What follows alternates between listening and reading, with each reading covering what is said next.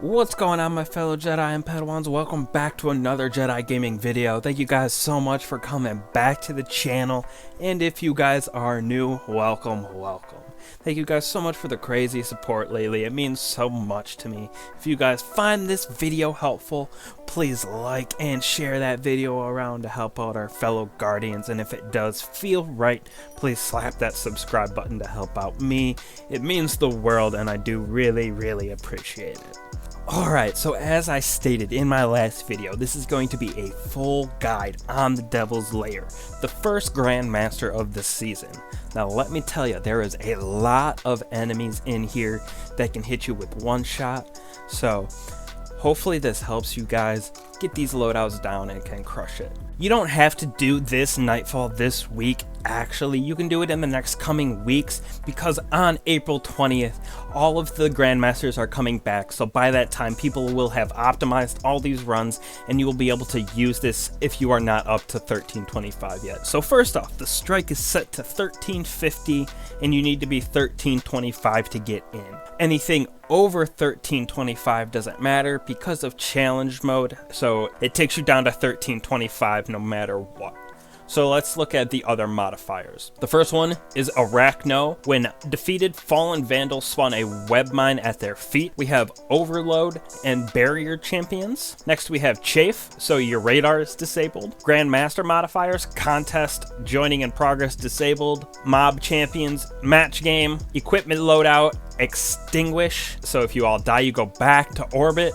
Limited revives and you get more by killing champions. And then the last one is Septic's Gaze. Incoming arc and splash damage is increased, so this really means that those arc snipers are going to annihilate you. So first off, I'm going to go through the Overload and Barrier and the types of burns that you will need.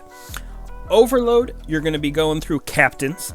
Barrier, there is Knight and Servitors, so you will need to kill Arc Captains, Arc Knights, Solar Wizards, and then Void Servitors at the very end. Definitely, Arc is the most important burn to have. So next, let's get into some loadouts that I found to be very helpful. The best one that I have found out is having a Titan with Ursa Furiosa and Middle Tree Void, so you can block all that incoming arc damage, and when your fire team stands close enough, you generate so many orbs. And then a Warlock with Phoenix Protocol and Well to back you up with dropping some other orbs, and then you get that little damage decrease standing in there, so that is super nice. And then your third party member can be ad clear, so Warlock with Geomags and Chaos, Hunter Stasis, Warlock with Ophidian Aspects and Devour Nova, so Bottom Tree Nova. You can have another just general Bubble Titan for that extra damage.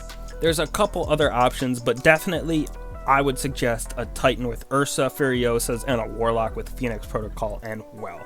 Definitely the two most needed, because there is a lot of incoming damage, like I said. So this was my loadout here. I was Middle Tree Sentinel with Ursa Furiosa to block all that incoming damage and create a lot of orbs.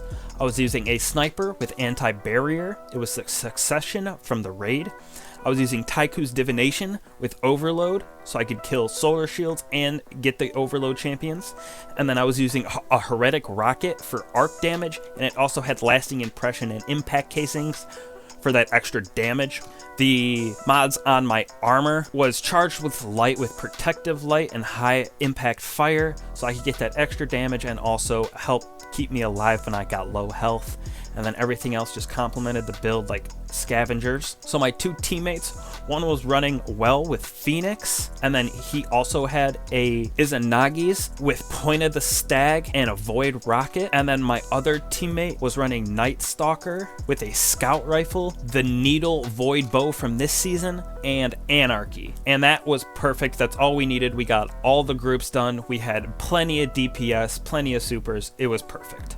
Now, since this is a GM, it's all about where you end up setting up your squad to do DPS and wipe out ads. More than anything else, you want to be protective of each other, and then also somewhere where you can't get flanked. We chose in this first room to go into this little tunnel on the left side of the room and let everything file to us. It was perfect. The well could drop super far back in the corner, and then I could stand right up on the front by the little divot and block all the damage coming in. As you can see, all these orbs being generated with the tether, the well, and my super. It was perfect, and we cleared this room no problem.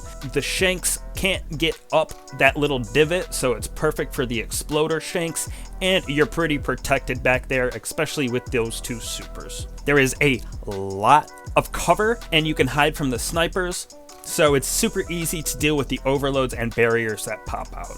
Moving on to the second area, which is probably the hardest, the outside area with the two brigs and the big walker tank.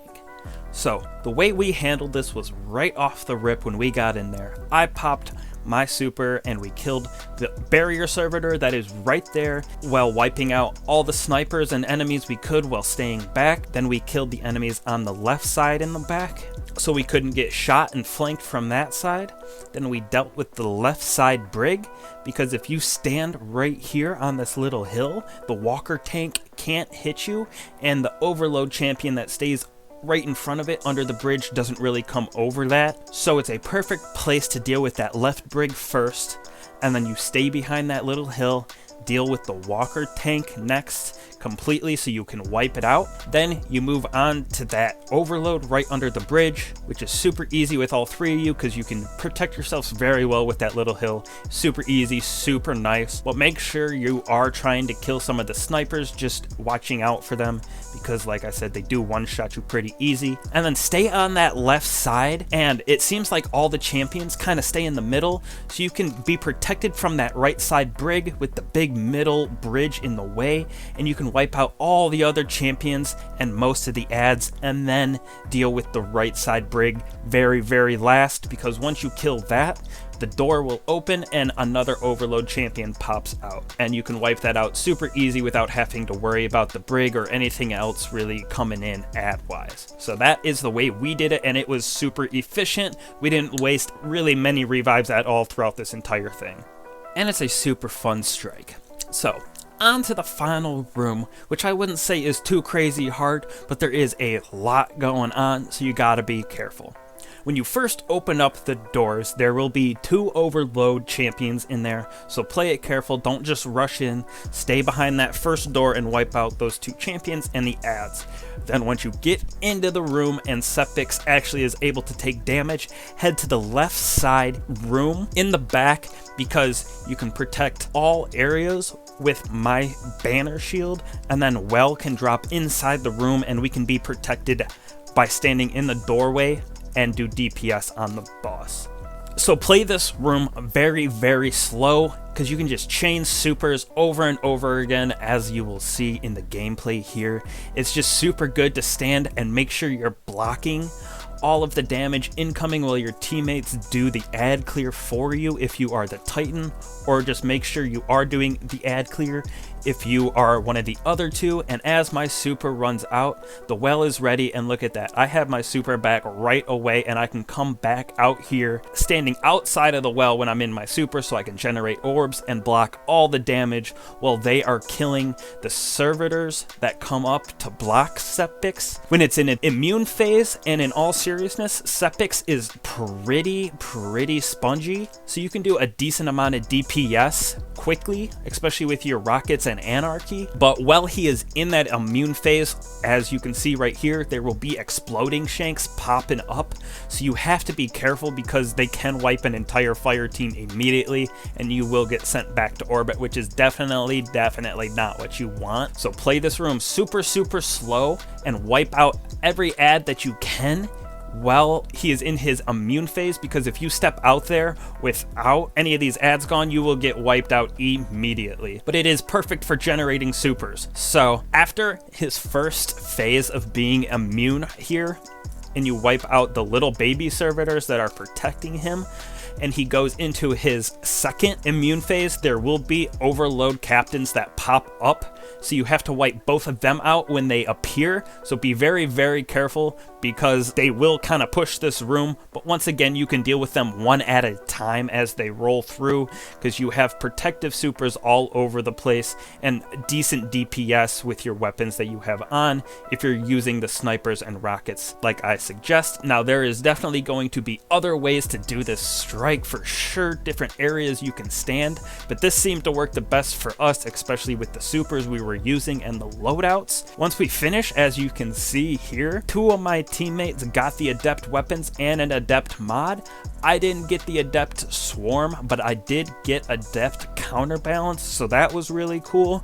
And it is a pretty high drop rate from what I've heard, but super easy in all seriousness. You can probably get these down to 25-30 minutes, no problem, if I was running it consistently with this team, but it was just an LFG, so it was pretty good for only going through this one time, not knowing these guys at all. So hopefully this helped you guys out and you guys get some crazy loot from it. And if you guys can't run it just yet, like I said, don't worry. It'll be back on April 20th where you can run all the GMs and you can pick which ones you want to do. So thank you guys so much again for watching. If you stuck around for the whole thing, I so much appreciate it. And thank you guys again for the love and support. I will catch you guys in the next one. Peace.